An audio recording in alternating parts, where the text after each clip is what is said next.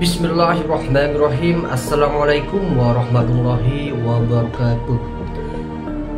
Salam rahayu, Om Swastiastu, Namo Buddhaya, salam kebajikan. Selamat malam pemirsa, terima kasih sudah menyempatkan diri berkumpul di dalam satu wadah, yaitu channel Jawa Buana. Tentunya yang selalu berbagi informasi tentang jejak-jejak sejarah, khususnya yang ada di Nusantara.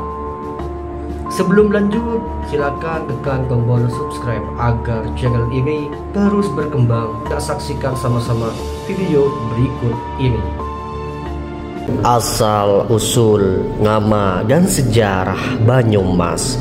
Kabupaten yang asal usulnya konon dari teriakan Banyu dan Emas.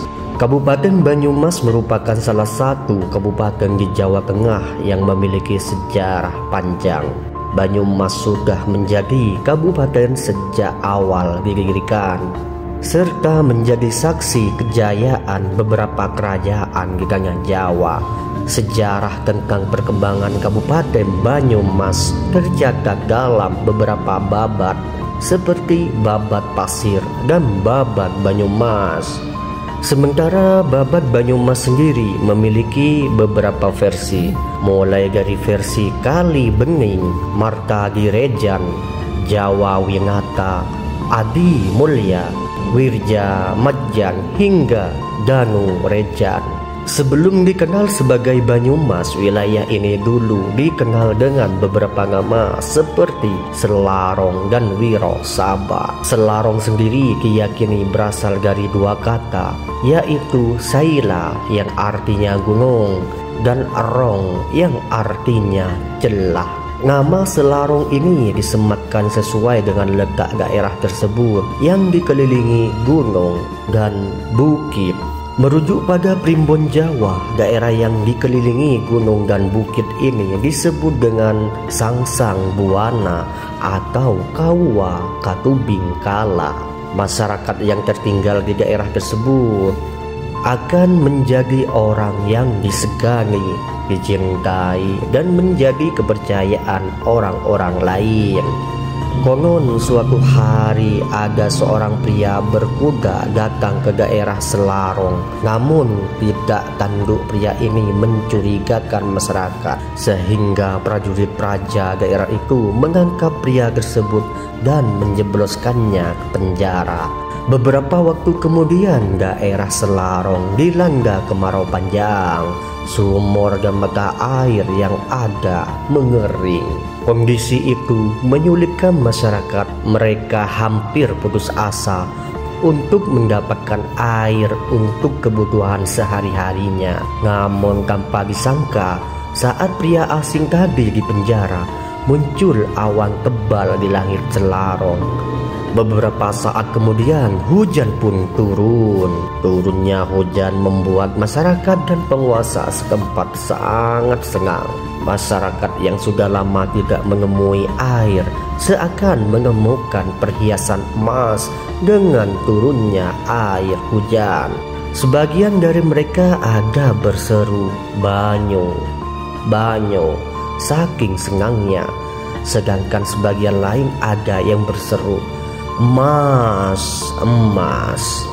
Sahut-sahutan masyarakat yang euforia dengan turunnya hujan itu lama-kelamaan terdengar "Banyu emas, Banyu emas", sehingga daerah tersebut mulai dikenal dengan nama Banyu Emas. Sejarah Kabupaten Banyumas. Adapun pemerintahan lokal di Banyumas sendiri sudah berdiri sejak zaman Kerajaan Mojopahit dengan penguasa yang terkenal yaitu Adipati Wirasaba Marga Utama. Pada zaman Demak, wilayah Banyumas itu kemudian dipimpin oleh seorang kepercayaan Raden Patah yang bernama Adipati Pasir Luhur, Pangeran Senopati Mangkubumi I.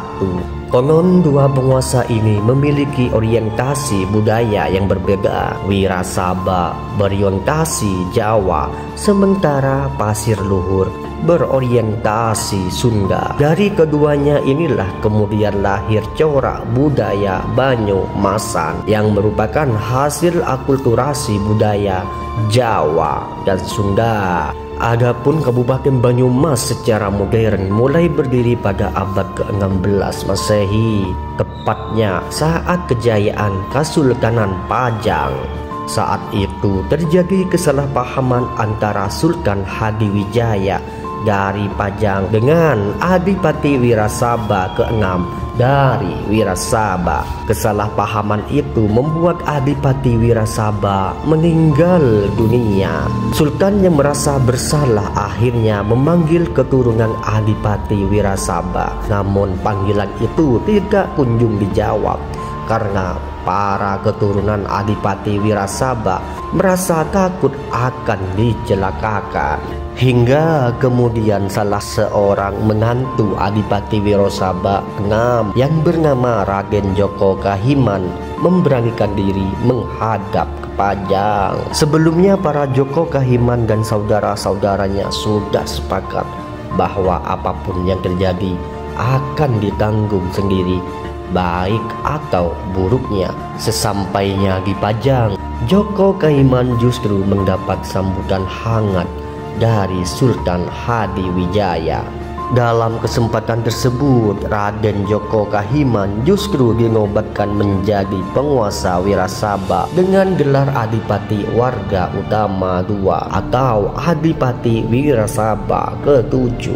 Sesampainya di Wirasaba, Adipati Warga Utama II lantas membagi daerah Wirasaba menjadi 4 bagian, yaitu wilayah Banjar Pertambakan diberikan kepada Kiai Ngabehi Wirayuda, wilayah Mergen diberikan kepada Kiai Ngabehi Werakusuma, wilayah Wirasaba diberikan kepada Kiai Ngabehi Warga Wijaya, sedangkan wilayah Kejawar dipimpin oleh Adipati Warga Utama II sendiri.